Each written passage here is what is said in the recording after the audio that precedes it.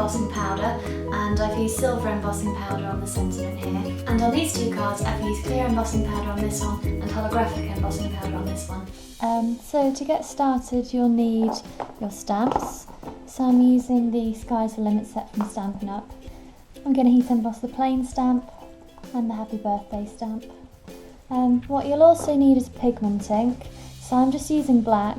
It doesn't matter a huge amount what colour you use for your ink, as it'll be covered up by the embossing powder, unless you're using a clear embossing powder, in which case the colour of the ink will show through. So it's important to use pigment ink because that's slow drying, so it allows time for the embossing powder to stick to the ink. You'll also need a heat tool, so I'm using this Paper Mania one. They cost about £13 to £15, something like that. And you do really need to use a heat tool for heat embossing. Something like a hairdryer won't do because it'll just blow the powder away and it won't actually heat set it properly. And then finally you'll need an embossing powder. So I've got some different ones here. You can get lots of different colours and textures, but I've kind of got a gold glitter one, a more muted vintage gold colour, clear embossing powder, sparkly holographic powder it says, and a silver one. So I'll use each of those to show you how they come out. So first thing to do is stamp the image in your pigment ink. Then while the ink's still wet, sprinkle over the embossing powder. So for this one I'm going to use this gold colour.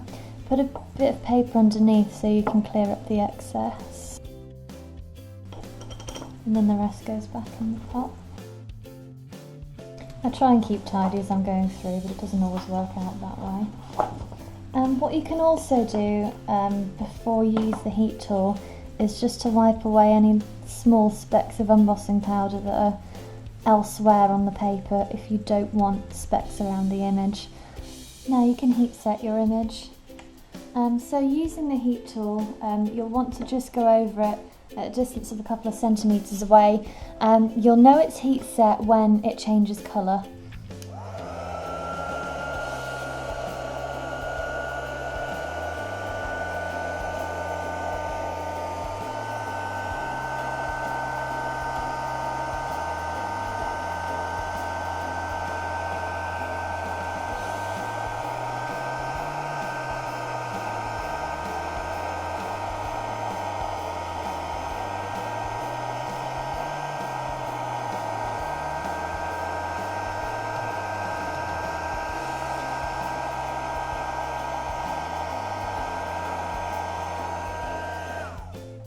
So basically what you've done is to melt the embossing powder, and that dries very quickly, so it's still warm to the touch now, but it's dry, and that makes your embossed image. It's embossed because it's raised off the page once the powder melts. So I'm going to show you a few more in different colours.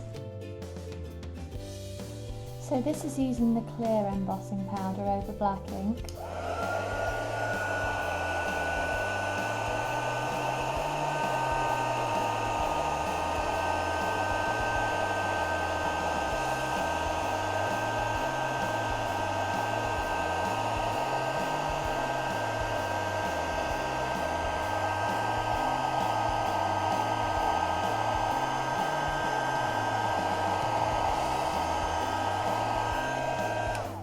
So as you can see with the clear one, it gives you a nice shiny finish. It almost looks wet to the touch, but it's not. This one is using the Tinsel Gold embossing powder. I've done it at the bottom of the page so I can cut it out neatly.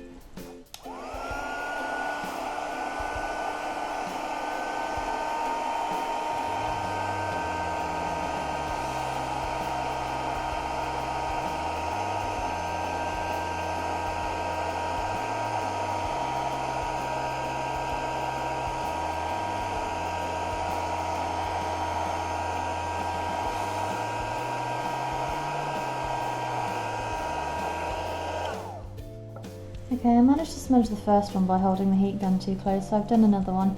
And you can see the difference between this one with a glittery finish and this one with kind of a matte gold finish. You may notice that the paper's warping slightly as I heat emboss, so to avoid that you can heat the embossing powder from the underneath of the paper instead of straight on top, and that should help to avoid the wrinkling a bit. So this plane I've done with the holographic embossing powder. As you can see, that's similar to the clear but with glitter in it, so you've got a kind of sparkly 90s disco effect, so that's nice. And then this happy birthday in the bottom I'm doing with this silver embossing powder. I forgot to say, you can also use the heat tool just for drying inks as well, so because these pigment inks are slow drying, if you stamp just with the ink and you want it dried quickly, then you can just use the heat tool to dry those. So you can see now they're dry to the touch, whereas before they would have stayed wet for quite a few hours. It's also good if you're stamping on something like craft card, where the ink doesn't absorb into the paper and doesn't dry very quickly, so you can use the heat tool for that. And so you can see it's pretty quick to do when you've got the right setup and the right tools. If you're wondering what else you can use your heat tool for, it's good if you do a lot of work with paints or crackle mediums, things like that. You can use it to dry the different mediums quickly. And some people use it also for shrinking acetate when you do little shrinkables projects. I only use mine for heat embossing, but I think it's still a worthwhile thing to invest in because it creates such nice effects, and you can use it with different inks and different powders. Remember to be careful with your heat tool, it's very hot and you have to leave it to cool down before you put it away. Thank you for watching. If you like my video tutorials, please do like and subscribe to StickerKitten. Thank you!